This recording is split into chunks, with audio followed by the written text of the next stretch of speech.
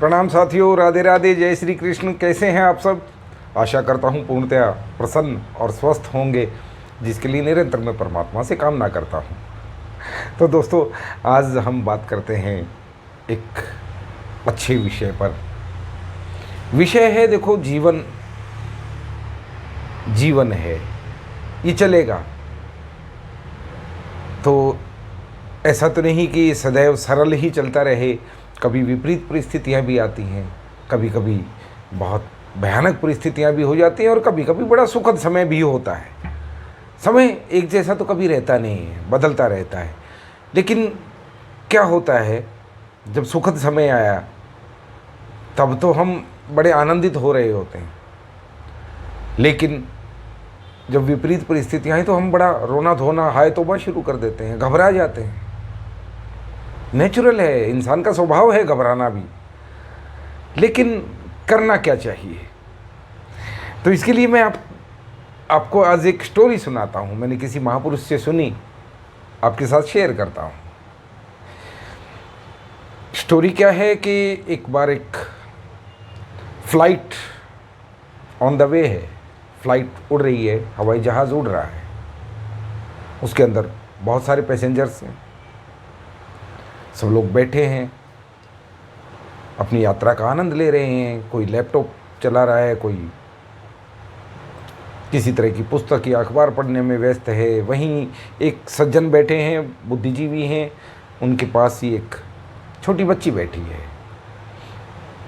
और वो छोटी बच्ची भी अपना टाइम पास करने के लिए एक कॉमिक पढ़ रही है। कोई भी बच्चे कॉमिक्स पढ़ते हैं। अब वो कॉमिक्स पढ़ रही है और मुस्कुरा रही है, उसको आनंद आ रहा है, उसमें टाइम पास हो रहा है। ठीक है, फ्लाइट अपने रास्ते पे। अचानक फ्लाइट डगमगाने लगती है, थोड़ा डिस्टर्बेंस आ जाती है, और स्थिति को संभालने के लिए जो एयर होस्टेस होती हैं, उसमें जो सेविकाएं होती हैं, वो अनाउंस करती हैं स्पीकर से कि देखिए, अभी थोड़ा सा फ्लाइट में डिस्टर्बेंस चल रही है, आप लोग शांत बैठे।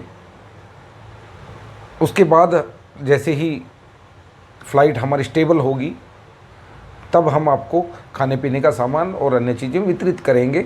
उससे पहले अभी दिक्कत है, क्योंकि फ्लाइट में थोड़ी प्रॉब्लम आ रही है। वो एक तरीका होता है, लोग शांत भी बैठें और उनको परेशान भी ना करें, क्योंकि उनको भी अपनी सीट बेल्ट लगा के बैठना या खड़े रहना होता है। स्थिति और बिगड़ जाती है। फ्लाइट में डिस्टर्बेंस, टर्बुलेंस बहुत ज़्यादा हो जाती है। लोग चीखने चिल्लाने लगते हैं, घबराने लगते हैं, और हद तो तब होती है जब पायलट कॉकपिट से अनाउंस करता है कि देखिए, फ़्लाइट में कोई टेक्निकल ख़राबी आ गई है, टेक्निकल फॉल्ट है, कोई तकनीकी ख़राबी है, और मैं कोशिश करता हूँ कि फ़्लाइट को इमरजेंसी लैंडिंग करवाया जाए। ये सुन के तो सबके होश उड़ गए। फ़्लाइट में टेक्निकल फॉल्ट है और इमरजेंसी लैंडिंग की कोशिश की जा रही है। सब लोग घबरा गए, हाय तौबा मचाने लगे। कोई रो रहा है, कोई चीख रहा है, और वो बच्ची, वो अपनी कॉमिक में मस्त है। वो अपनी जो भी उसकी एंटरटेनिंग बुक है, जो मनोरंजक उसकी पुस्तक है, उसको पढ़ रही है और मुस्कुरा रही है। उसको कोई फ़र्क नहीं पड़ रहा है, लोग चीख चिल्ला रहे हैं, उछल कूद रहे हैं, रो रहे हैं, भगवान को याद कर रहे हैं। वो जो साथ बैठे व्यक्ति थे, उस बच्ची को देख रहे हैं, घबराए हुए तो वो भी हैं। स्थिति ही ऐसी है, लेकिन वो बच्ची फिर अपनी कॉमिक्स पढ़ती है, मुस्कुराती है, दाएं बाएं भी देखती है, बस मुस्कुरा के अपनी उस किताब में मस्त हो जाती है। किसी तरह वो फ्लाइट सेफली इमरजेंसी लैंडिंग हो गई, सब सुरक्षित थे, कोई हानि नहीं हुई, और सब ने अचानक खुशी मनाना शुरू किया, उल्लास मनाया। भाई सब सुरक्षित हम ज़मीन पे आ गए, किसी तरह की कोई ऐसी घटना नहीं हुई कि जिसकी वजह से बहुत हानि हो सकती थी।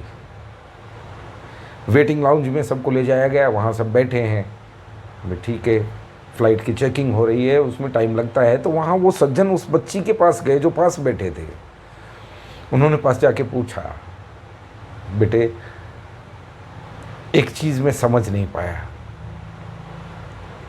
फ़्लाइट में जब टेक्निकल फॉल्ट का अनाउंसमेंट हुआ सब लोग रोने पीटने लगे थे, चिल्लाने लगे थे, घबरा गए थे, सबको जान जाने का डर था, मैं भी घबराया था, लेकिन मैं देख रहा था कि तुम नहीं घबराई, तुम्हारे चेहरे पे डर नहीं था, तुम उसी नॉर्मल कंडीशन में थी और अपनी पुस्तक पढ़ के मुस्कुरा रही थी। ऐसा क्या था, ऐसी कौन सी तुम्हारे पास शक्ति है, क्या ताकत है कि तुम उस स्थिति में भी घबराई नहीं? बोले अंकल नॉर्मल सी बात है, इसमें घबराने वाली बात ही क्या थी? विपरीत परिस्थिति आई तो क्या? और मैं इसलिए नहीं घबराई कि ये जो फ्लाइट है ना, ये जो अपना हवाई जहाज जो उड़ रहा था, इसको जो चला रहा है,